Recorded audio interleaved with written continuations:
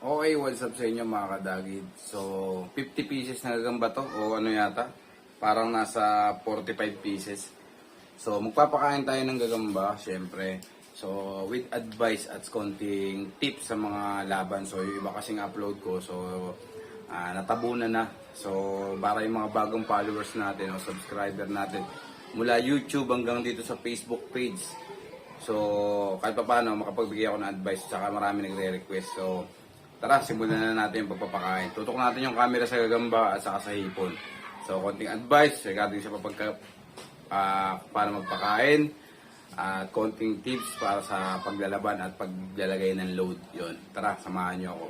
So, yun mga kadagit, simulan natin dito. So, mga kadagit, bago tayo magpakain ng hipon, siguraduhin yung nailabas nyo lahat ng gagamba na patain nyo muna. So, para mas ganahan silang kumain.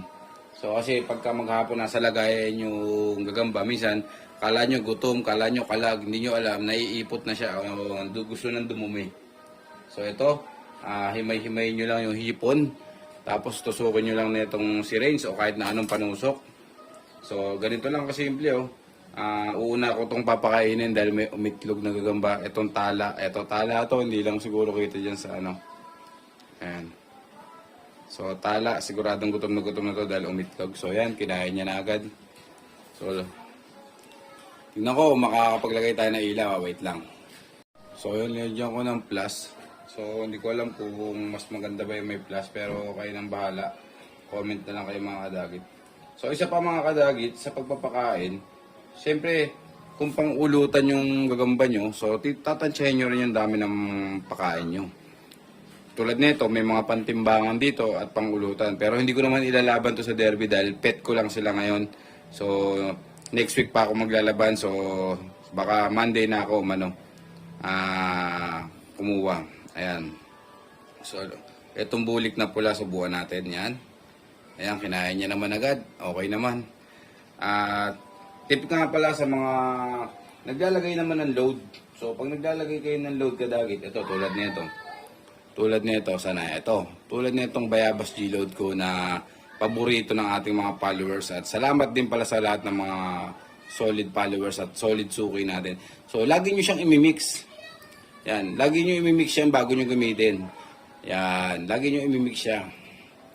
Yan, para yung mga ingredients niya, naghahalo talaga. Kasi pag yan naka-stock na ganyan yan, matagal siya naka-stock na ganyan, yung mga ingredients niya bumababa, tapos yung liquid lang humihiwalay. So, hindi naman lahat humihiwalay. Pero mas maganda, i-mix nyo lagi, o kaya ganito nyo, ikot-ikot nyo lang ganyan, oh. Yan, lahat na maglalaban, alam yan.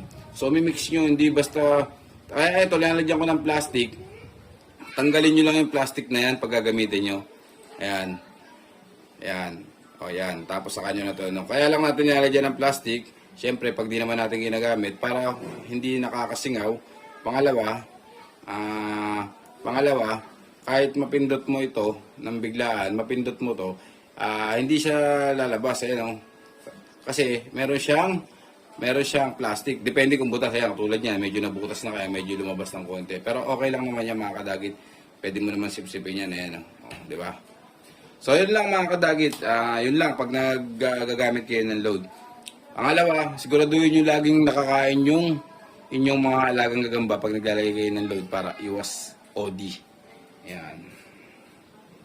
So, susubo tayo ng iba. Ito, subukan natin tong malaki na to. Ito. Yun, oh. Gusto na gutom, Tapos pag magkukondisyon kayo ng gagamba, siguraduhin nyo kadagit na matapang. So, paano nyo mo ba malalaman kung matapang ang gagamba? Siyempre, ang gawin nyo, i-testing nyo muna sa kapwa niya gagamba. Pag nanalo yung isa, alam nyo matapang, yun ang aalagaan nyo. Yun ang pagtuunan nyo ng pansin. Kung 3 days o 4 days kayo nag-aalaga, yun ang kondisyon mo ng 4 days. Para sa darating na laban, sa araw ng laban niya, alam mong winner na siya, alam mong matapang na siya. Kasi mahirap pag di mo alam yung laban ng gagamba. Diba, mga kadagit? So, yun lang naman sa akin. Pero respeto pa rin sa mga, may mga ibang kaalaman sa mga naggagagamba kung paano sila mag-alaga. So, syempre, sinashoutout ko nga pala si DC Aquatics yan. Subscribe kayo dyan, mga kadagit. Mag-follow kayo dyan. Laging namimigay ng isda yan. Salamat sa mga isdang binigay mo.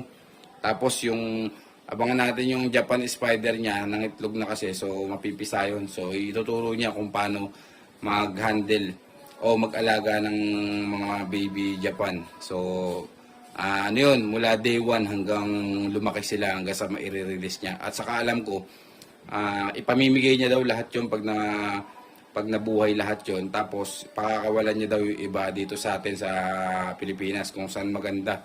Maghahanap siya ng pwesto, so sasamahan ko siya. At papasyalan nga pala natin si Schizopelma TV. So matagal na kami magkakilala niyan since 2019 pa lang. So nag-uumpisa pa lang kami mag-vlog. So nandito na siya sa Pilipinas. So pasyalan natin siya. Schizopelma TV, shoutout sa'yo. Schizopelma PH pala dahil nasa Pilipinas na siya. Tapos kay JKS, shoutout din sa mga mahilig sa Japan. Panoorin nyo si JKS, tapos nagbibenta rin niya ng Japan. Tapos si Saldi TV yan, Spider Doc, Bobbles.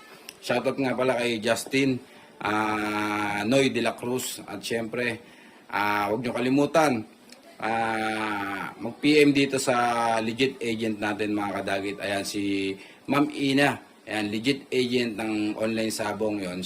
Shoutout dyan. Direkta PM na lang kayo dyan sa kanya para mabilis kayo maasikaso. At sa lahat ng mga bumibili ng load ko at suki, at sa kayo may mga order ngayon, bukas ko ipapadala yung mga nagbayad na. Paalala lang po, payment first po tayo So pag nagpadala kayo sa Gcash sa akin, saka pa lang ako magpapadala. So lagay nyo lang lagi yung address nyo, full name, full address, tapos yung contact number nyo para pag tinawagan kayo na LBC o JRS, madali kayo mahanap. So yun lang mga kadagit. Ito yung nga pala yung magagamba natin para makita nyo rin. Ayan. So nagpapakain tayo. So 4 days o 5 days na yata ito sa atin. So alaga lang natin to pet. So sa lahat nga pala ng nasa YouTube channel ko lang lagi yung yung laban. So hindi po ako nagpo-post sa Facebook. Sa Facebook lang ako madalas mag-reels, mag-post 5 beses sa isang araw. Pero yung laban, hindi ako nag-upload ng laban sa Facebook. Alam niyo naman na medyo mahigpit si Facebook. So, ang gagawin natin, sa YouTube lang tayo mag-upload ng laban. At syempre, ito yung aking Facebook page. Ayan, kung sa YouTube ko ito ma-upload. Ito yung Facebook page ko. Paki-follow naman ako dyan. Sa lahat ng mga solid kadagit dyan dito sa ating YouTube at sa Facebook. Shoutout sa inyo lahat. At sa lahat ng mga solid natin dyan, sila Gagambal TV, yan sila Kwentong Gagamba. Hindi ko lang kabisado yung ibang pang mga vlogger, pero shoutout sa inyo lahat. God bless sa inyo lahat. Ingat kayo lagi.